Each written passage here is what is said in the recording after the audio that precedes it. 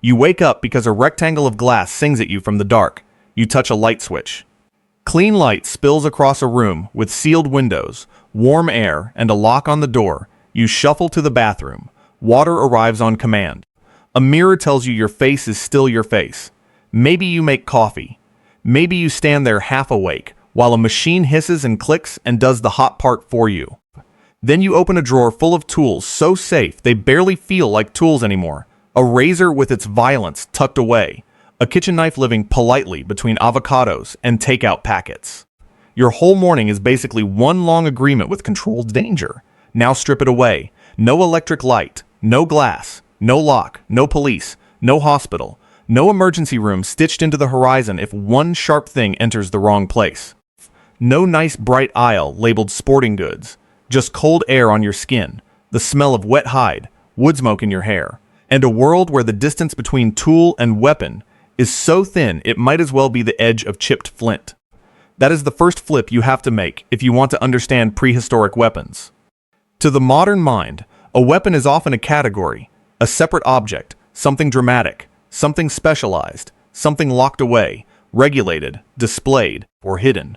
But in prehistory, it was not like that. A weapon was a function, a decision about flesh, distance, fear, and timing. Safe did not mean protected by institutions. Safe meant the other body could not reach yours before you reached theirs. Clean did not mean soap, tile, and folded towels. Clean meant the wound did not rot before the fever broke. Strong did not mean a gym membership and a mirror selfie. Strong meant you could put enough force through wood, bone, sinew, and panic to make another human being stop moving.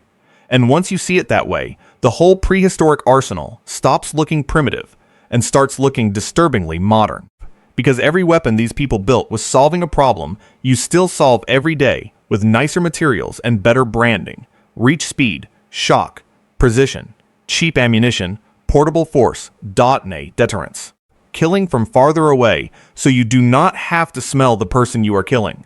That last one especially, because warfare did not suddenly become horrifying when metal arrived. Metal just made old ideas shinier. The real revolution happened much earlier, when humans learned that the body could be redesigned from the outside. And that is what this list really is, not just 10 scary objects. 10 solutions to the problem of being a soft-bodied primate in a dangerous world. So let's count them down. Number 1. The Handaxe sounds almost gentle. It sounds like a backyard tool. Something you use to trim a branch and then forget beside the shed. But in prehistory, a handaxe was not gentle at all. It was a portable edge, and that is what mattered, not whether it looked elegant. Not whether it fits the cartoon version of a caveman tool. Not whether a museum label makes it feel tame. What mattered was that you could carry sharpness with you. That changes everything. A handaxe cuts meat. It cracks bone. It slices hide. It shapes wood. It processes a carcass before something bigger with more teeth shows up to argue about ownership. And once you have that, you have one of the oldest military truths in human history. The best weapon is often just the best survival tool used in the wrong mood. That is why the handaxe matters so much. Not because it was pretty, because it was always there. In one moment, it is a butchering tool. In another, it is a warning. In one scene, it keeps calories in your hands. In another, it tells another human being not to come one step closer. A portable edge changes behavior. You stand differently. You approach differently. You threaten differently. Your fingers no longer end where your skin ends. They end where the stone ends. And that is the beginning of almost every weapon that comes later. Not a new object, a new border for the body. Number 2, the club. If the handaxe taught humans that an edge could travel with you, the club taught them something even older and somehow even meaner. You do not need refinement to be terrifying. You just need mass arriving fast. This is where people tend to imagine a joke. One hairy brute, one giant stick, one bad movie scene. But that picture misses the point. The club may be one of the most persistent weapons in human history precisely because it is so brutally simple. It solves a direct problem. You do not need a sharpened edge to change a life forever. Bone breaks. Teeth leave the mouth. Hands open. Knees fail. The skull, despite all your thoughts and playlists and opinions, is still just architecture. That is the ugly genius of the club. It removes almost every point of failure. No delicate tip to snap. No finely worked blade to ruin. No complicated mechanism. No precious material. Just force, concentrated through wood, guided by a shoulder that has wanted to throw and strike things for a very long time. And if that sounds primitive, think again. Primitive would mean clumsy. The club is not clumsy. The club is efficient. It takes one of the oldest motions in the human body and gives it consequences. That is why it survives, because in the end, sophistication is not always about complexity. Sometimes sophistication is about removing everything unnecessary until only the damage remains. Number 3. The Mackinaw take the club and refine the insult. That gives you the mace. A mace is what happens when humans realize that cutting is not always the point. Sometimes the point is trauma. Sometimes the point is what happens after contact. A weighted striking weapon turns a swinging arm into a conversation-ending machine. And the mace matters because it reveals another shift in prehistoric warfare. Weapons do not just become deadlier as societies grow more complex. They become more symbolic. A club is raw force. A mace is force with a message. It says somebody had the labor, the material, the skill, and probably the authority to own this thing. It is not just a tool of violence. It is a display of violence before violence happens, and that matters. Because once a weapon can signal power before it is used, warfare is changing. You are no longer dealing only with individuals' muscle. You are dealing with hierarchy, with status, with organized force beginning to dress itself. That is what makes the mace so important. It tells us that weapons were becoming social language. Power had weight. Power had shape. Power could be carried, seen, and feared before it ever struck. And that is a very recognizable human pattern. The weapon does not just injure the body, it organizes the room. Number 4. The spear. If you had to pick one prehistoric weapon that changed warfare forever, the spear keeps trying to steal the whole list, because the spear is not just a weapon. It is the moment a human being finally says, with total clarity, I would like to solve this problem from over there. That is the dream. It is still the dream.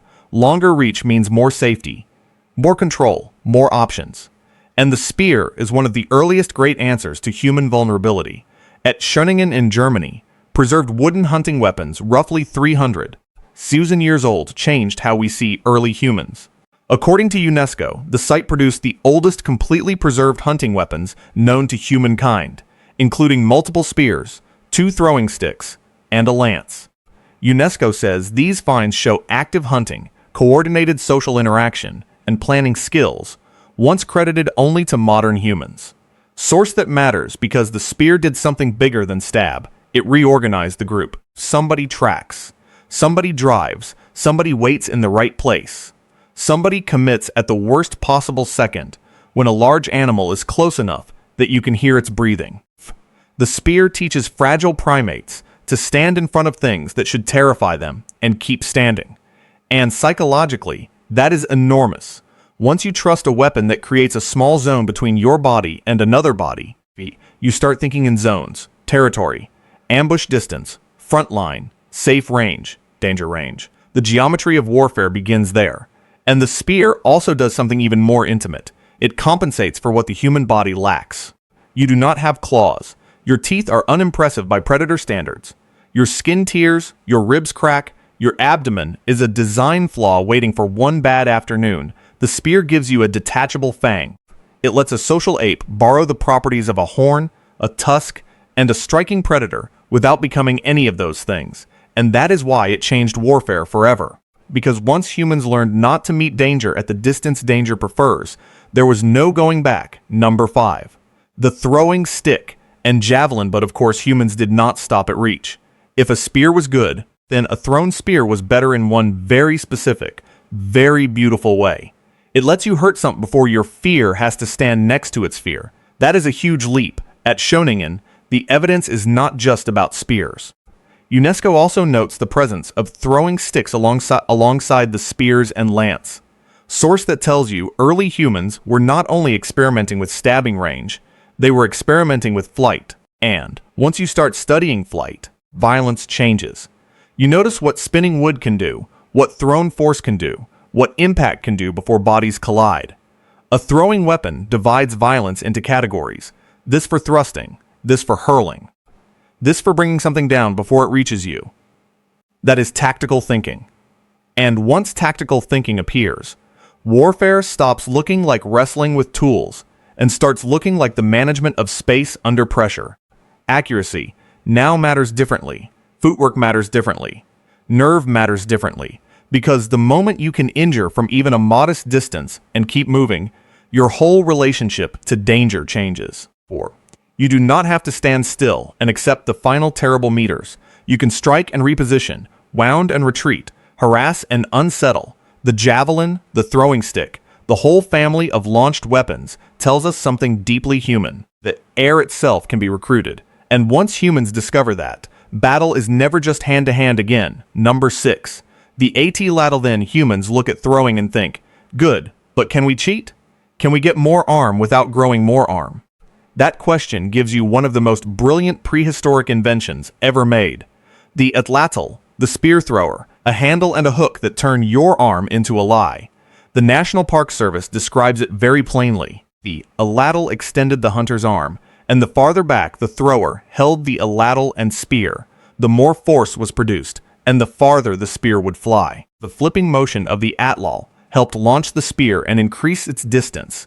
Source that is such a clean prehistoric hack it almost feels rude. No engine, no gears, no metal machinery, just leverage, a better elbow.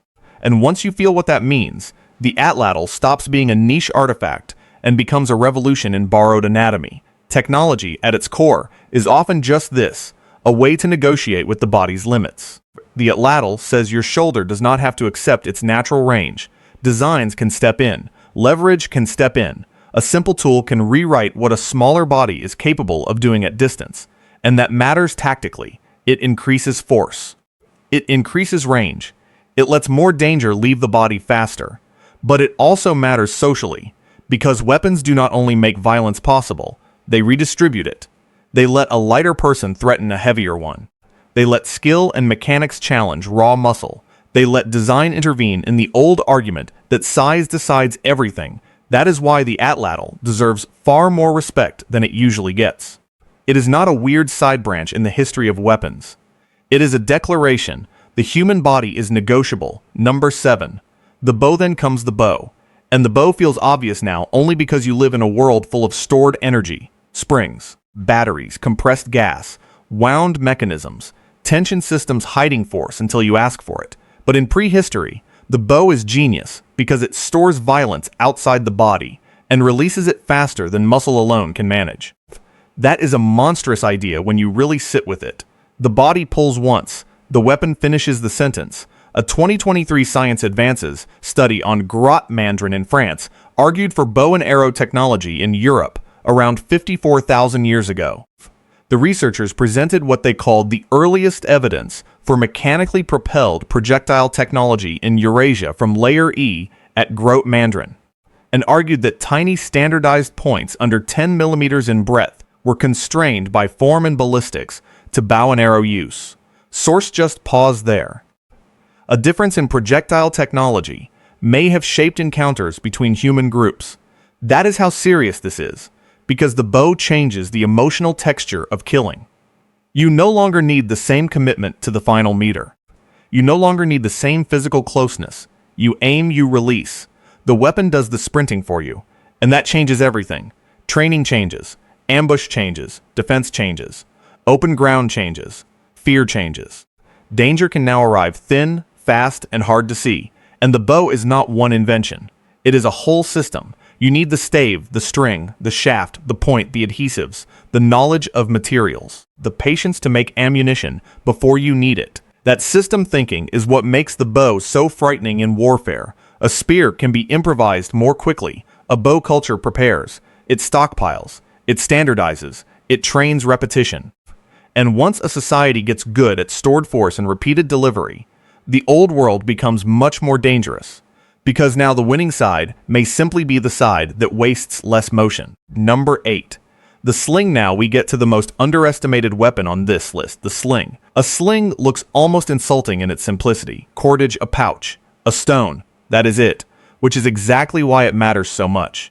Because the sling turns common landscape into ammunition. A riverbank is no longer just scenery, it is logistics. A smooth stone is no longer just a stone, It is potential energy waiting for a wrist and a practiced release.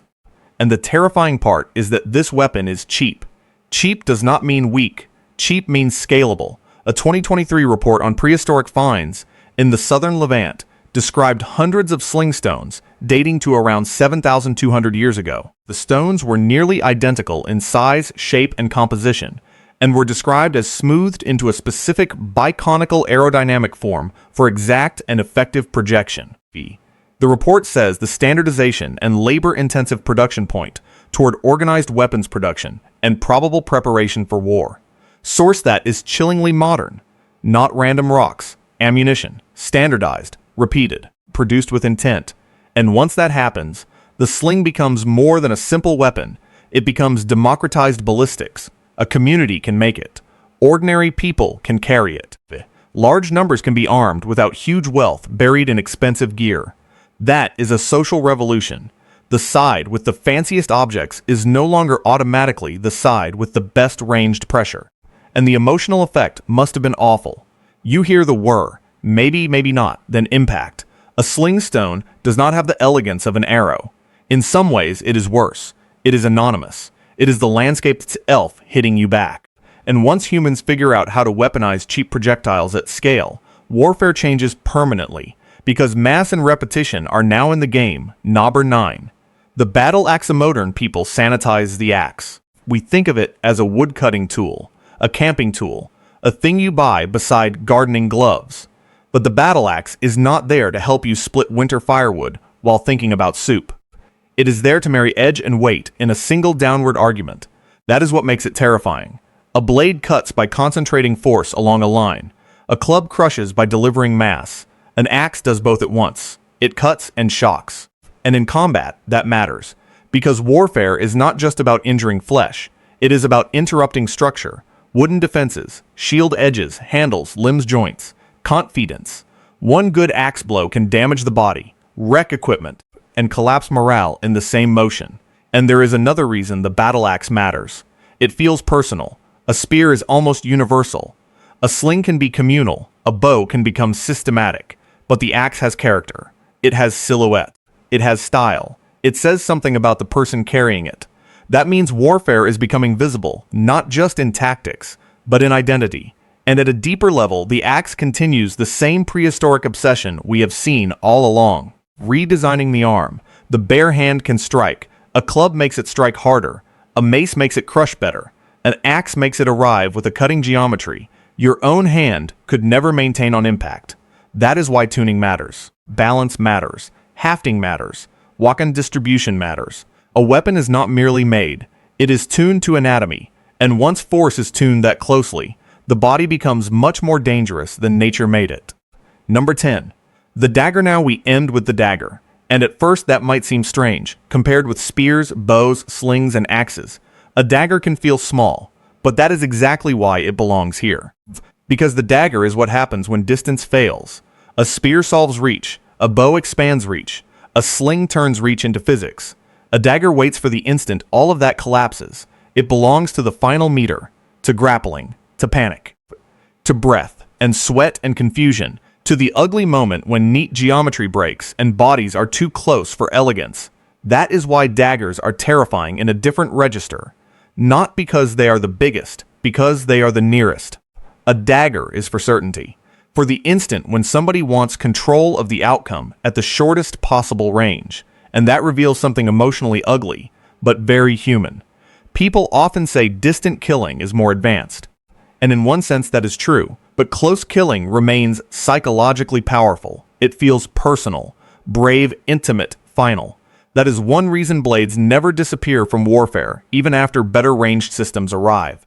Because a dagger does not just solve a tactical problem, it satisfies a psychological one: control, ownership, completion. It reminds us that no matter how advanced projectile systems become, there are still moments when conflict folds back into the oldest form of decision-making on Earth.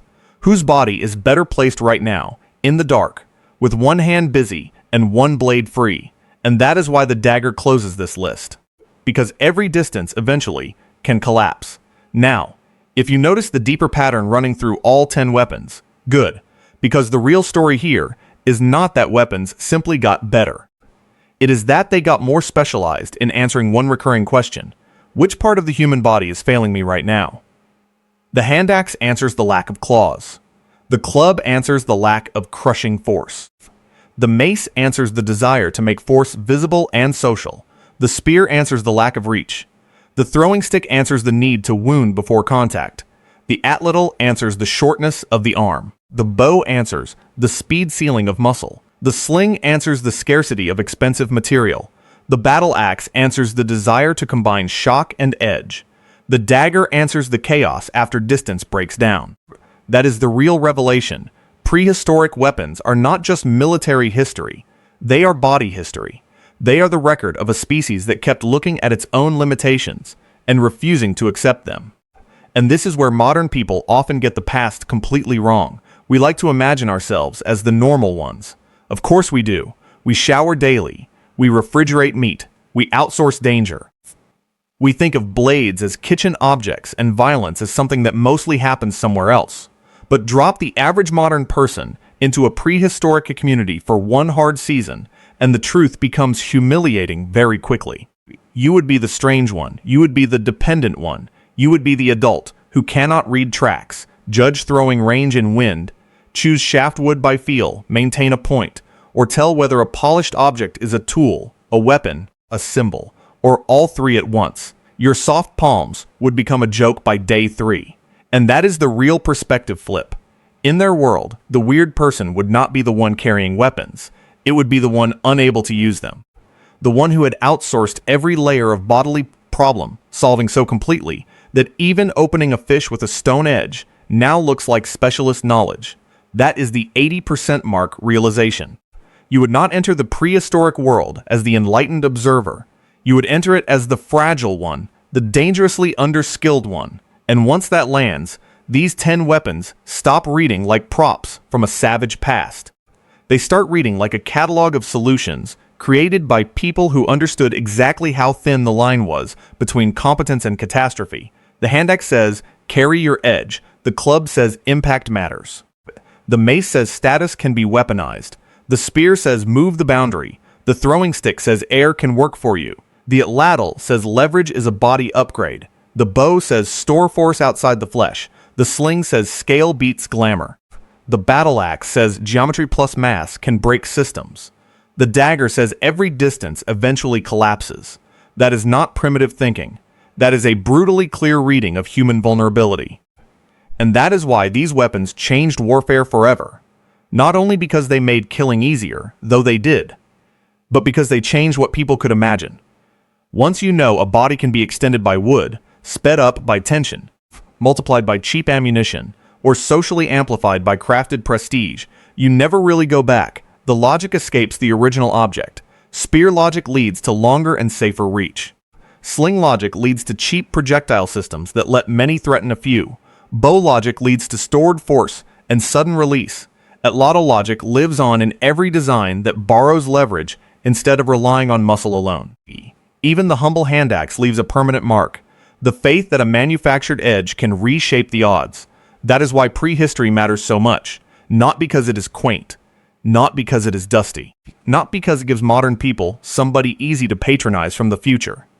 It matters because it contains the first versions of ideas we are still trapped inside. Range, efficiency, deterrence standardization, externalized force. Those ideas are ancient, older than nations, older than writing, older than most of the moral vocabulary we use to talk about war. So if you pull all the way back, the final reframe is this. A weapon is not a universal category with one fixed emotional meaning. It is a cultural arrangement of fear, survival, labor, and identity. In one society, the blade on your belt means adult competence. In another, it means criminal suspicion. In one world, carrying projectiles means provision and defense. In another, it means escalation. In one era, a polished axe in a burial means rank, memory, and belonging.